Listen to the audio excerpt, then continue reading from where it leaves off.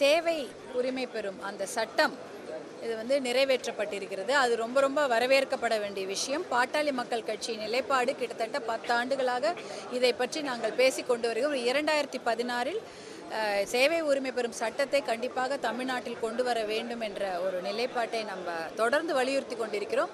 இந்தியாவில் பார்த்தீங்கன்னா 21 ஸ்டேட்ஸில் இருக்குது, 21 மாநிலத்தில் சேவை உரிமை பெறும் சட்டம் அமலுக்கு இருக்கிறது. 15 நாட்களுக்குள் பொதுமக்கள் விண்ணப்பித்து அவர்கள் பெற வேண்டிய அத்தனை திட்டங்களையும் அரசாங்க அலுவலகங்கள் அவர்களுக்கு வழங்க வேண்டும். அந்த திட்டத்தை தமிழ்நாட்டில் கொண்டு வந்திருப்பது எங்களுக்கு மிகுந்த மகிழ்ச்சியை கொடுக்கிறது. பாட்டாளி மக்கள் கட்சி அதை வரவேற்கிறது. அதே போல் சில திட்டங்களான தாய்மாமன் சீர், அண்ணன் சீர் போன்ற திட்டங்களையும் வரவேற்கின்றோம். முதியோருக்காக ஒரு சிறப்பு திட்டங்களை இன்னைக்கு வந்து அனௌன்ஸ் பண்ணியிருக்கிறாங்க. பல மாவட்டங்களில் முதியோருக்கான ஒரு மையங்கள் ஏற்படுத்தப்பட்டு அவர்களுக்கு ஒரு நல்ல வாழ்க்கை கொடுக்கப்படும்னு சொல்லியிருக்கிறாங்க. அதை நாங்கள் வரவேற்கிறோம். ஆனால் நாங்கள் பெரிதும் எதிர்பார்த்தது விவசாயத்திற்கு கொடுக்கப்படும் முக்கியத்துவத்தை பற்றி தான் எதிர்பார்த்தோம். ஆனால் ஒரே ஒரு திட்டங்கள் கூட அதில் பெருசாக சொல்லப்படல. குறிப்பாக கூட்டுறவு கடன் தள்ளுபடி என்ற அந்த திட்டத்தை நாங்கள் முழுமையாக தள்ளுபடி செய்ய வேண்டும் என்ற ஒரு அறிவிப்பை எதிர்பார்த்து கொண்டிருந்தோம் இந்த நிதிநிலை அறிக்கையில். ஆனால் அது வரவே இல்லை. அதாவது அதை எதிர்பார்த்து விவசாயிகள் காத்து கொண்டிருக்கிறார்கள். ஆனால் இது மிகப்பெரிய ஏமாற்றம் தமிழகத்திற்கு. ஏன்னா வேளாண்மைக்கு தான் முக்கியத்துவம் கொடுக்கணும். ஒரு பட்ஜெட் அப்படின்னா அது 6% வந்து ஒரு குறைஞ்சது ஒரு 3% ஜிடிபியாவது வந்து வேளாண்மைக்கும் முக்கியமான துறைகளான கல்வித்துறை, வேளாண்மைத்துறை, ஹெல்த், அந்த சுகாதாரத்துறைக்கு கொடுக்கணும். ஒரு 3% கொடுத்துருக்கணும் குறைஞ்சது.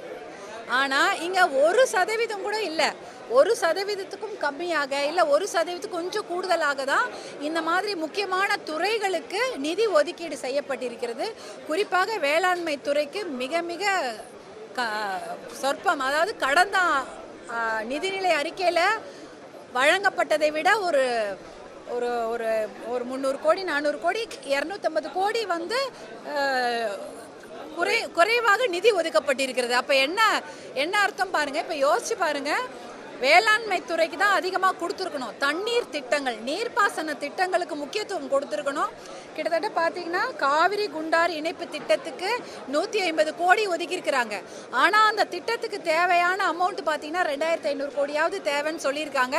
ஆனால் அதற்கு ஒதுக்கி இருக்கக்கூடிய அளவு 150 கோடி தான். Pennaiyar Palar DPR detail project ரிப்போர்ட்டுக்கு ஒரு 50 கோடியும், காவிரி கொள்ளிடம் அந்த டீட்டெயில் ப்ராஜெக்ட் ரிப்போர்ட்டுக்கு 10 கோடி ஒதுக்கியிருக்காங்க. அது பரவாயில்ல. அது டிபிஆருக்கு ஒதுக்கப்பட்டது. ப்ராஜெக்ட் ரிப்போர்ட்டை கேட்டிருக்கிறாங்க. அதற்கப்புறம் அடுத்த ஆண்டு ஒதுக்கப்பட்டால் ரொம்ப நல்லாயிருக்கும். ஆனால் நாங்கள் மிகவும் எதிர்பார்த்த தருமபுரி காவிரி உபரிநீர் திட்டத்தை பற்றிய அறிவிப்பு எதுவுமே வரலை. அது மிகப்பெரிய ஏமாற்றத்தை கொடுக்கிறது. அதே போல் அரியலூர் சோழன் பாசன திட்டம், அதை பற்றிய அறிவிப்பு வரவில்லை. காவிரி சரபங்கா திருமணிமுத்தாறு இணைப்பு திட்டம், அப்படிப்பட்ட அந்த திட்டத்திற்கான பட்ஜெட் ஒதுக்கீடு பற்றிய அறிவிப்பு வராதது மிகப்பெரிய ஏமாற்றத்தை கொடுக்கிறது.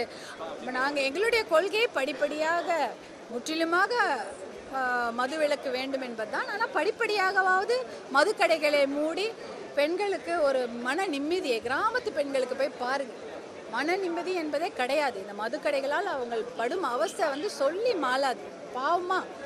அதனால் அந்த மதுக்கடைகளை வந்து மூடுவதோ சந்துக்கடைகளை மூடுவது என்பது அது மிகப்பெரிய வரப்பிரசாதமாக அமையும். அதற்கு ஆல்டர்னேட் வருமானம் என்பது எவ்வளோ விஷயம் இருக்கிறது. அந்த ஆல்டர்னேட் வருமானம் வந்து அது கொண்டு வரத்துக்கான திட்டங்களை பாட்டாளி மக்கள் கட்சியின் வரைவு நிதிநிலை அறிக்கை ஒரு 10 நாட்களுக்கு முன்னால் மருத்துவர் அன்புமணி அவர்கள் சென்னையில் வெளியிட்டாங்க. அதில் நாங்கள் தெளிவாக குறிப்பிட்டிருக்கிறோம்.